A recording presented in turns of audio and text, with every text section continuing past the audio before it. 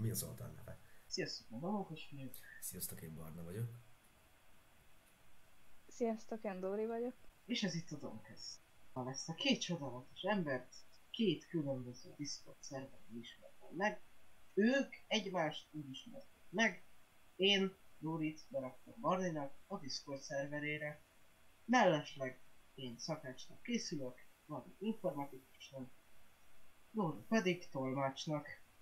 Az első témánk a pénzzel lesz kapcsolatos, méghozzá ki és mire költene 27 milliárd forintot. Barnival kezdjük. Mondjad! Én ezt a sok pénzzel okosan bánnék, elsősorban egy 25%-át mondjuk egy adott persejébe vetenném, hogy majd későbbi alkalomra, mondjuk veszély esetén el tudom bánni. Másik 25%-át mondjuk egy adott befektetésbe szánnám, mondjuk ebbe a videós korszakba, kamerák, különböző cuccok, felszerelések. Még 25%-át mondjuk adósságokat törlesztenék, és 20%-ot pedig elköltenék. Így jön ki a 100%. Én a pénznek az egyik részét befektetném, a másik részében meg támogatnám a családomat, a barátaimat, és raknék külön magamnak is mondjuk egyetemre, vagy akármire, amire kell. Ebből a pénzből minden családtagomnak, barátomnak és ismerősömnek olyan életet biztosítanék, hogy ne számítson a pénz. Vennék belőle autókat, meg házakat, meg egyéb szórakozási, meg egy gép. Második témával én készültem, a mesterséges intelligenciával lenne kapcsolatos, hogy akármilyen programot, alkalmazást beírunk, ő legenerálja nekünk. És hát a programozóknak is pontosan ugye ez a dolguk. Csak azzal a különbséggel, nekünk hosszú programokat kell hosszú órákon keresztül írtunk, míg ő egy pillanat alatt legenerálja. És hát ezzel a én munkámat, amire éppen készülök, azzal leválthatja, tehát maximum csak tesztelni tudom az ő munkáját. Ti erről mit gondoltok? Szóval, hogy én is használtam már így a ChatGPT-t, meg a Snapchat AI-t, és hát nekem egy tapasztalatom van vele. Ezzel az egész mesterséges intelligencia versus programozó dologgal. Hogy? Hogy mi? Ennyi! Hogy használtam! Ja, És ennyi! Jaj, azt hittem, hogy Arra fogsz még ég! hozzá mondani egy dolgot. Hogy ennyire Nem! tapasztalatom, hogy. Nem fogok!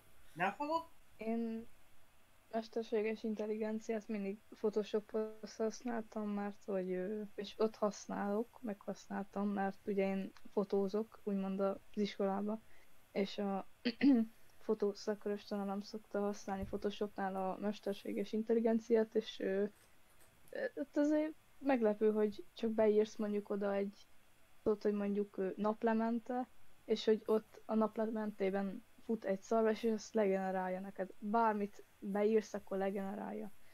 És ezt utána használhatod. De amúgy... Igen. Harmadik cím alatt én azt hoztam, hogy a Google fordító lecserélte egy átlagos tolmácsot, és szeretném, hogy elmondjátok, hogy mi a véleményetek erről. Kezdje mondjuk a Barna. Ha az összes többi fordító ugyanúgy fejlődne, mint az AI-ja, akkor szerintem tud addigra kifejlődni, hogy le tud váltani egy tolmácsot. De jelenleg még nem tartunk itt. Szóval jelenleg még nem. Én egyetértek veled, Barna, és a mai világban a tolmácsoknak nehéz dolguk van, mondjuk nekem is nehéz lesz, hiszen én angol-japán tolmácsnak szeretnék készülni, és ha esetleg a mesterséges intelligenciája olyan szintre fog felérni, hogy felül akar múlni egy normál tolmács, akkor mi megpróbáljuk azt ezzel megtenni, hogy ez a szakma fontosabb legyen, mint egy digitális program. Egyetértek azzal, amit Barna mondott, szerintem sem képes egy mesterséges intelligencia vagy egy fordító program arra, hogy leváltson most egy tolmácsot. Így fejteljél bővebben? Mire gondol? Nem! És most jön a promóció.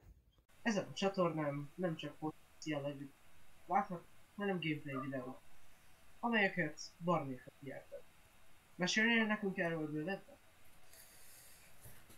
Most hát az első játék, amelyen fogok játszani, ez a GTA San Andreas lesz. Egy 2004-es játékról nem sok mindent lehet elmondani, viszont ezekben a videókban megpróbálok minél több érdekességet, meg point berakni. Viszont ez a GTA San Andreas végigjátszás 100%-ban fog, tehát teljesen kivisszük a játékot. Utána, hogyha nektek ez a tartalom tetszik, több játékkal is játszhatunk. Amiről értesítést fogtok kapni a Discord szerveremen, amit a leírásba megnézhettek, csatlakozhattok és a Domcast szekción olvasgathattok, kérdéseket tesztek fel, játékokat és témákat ajánlottok. De hogyha nem a Domcast miatt akartok becsatlakozni, egy közösség vagyunk és érdekes dolgokat csatolunk be, eléggé kaotikus a vémszobánk, ezt majd meglátjátok. Sziasztok! Sziasztok! Sziasztok!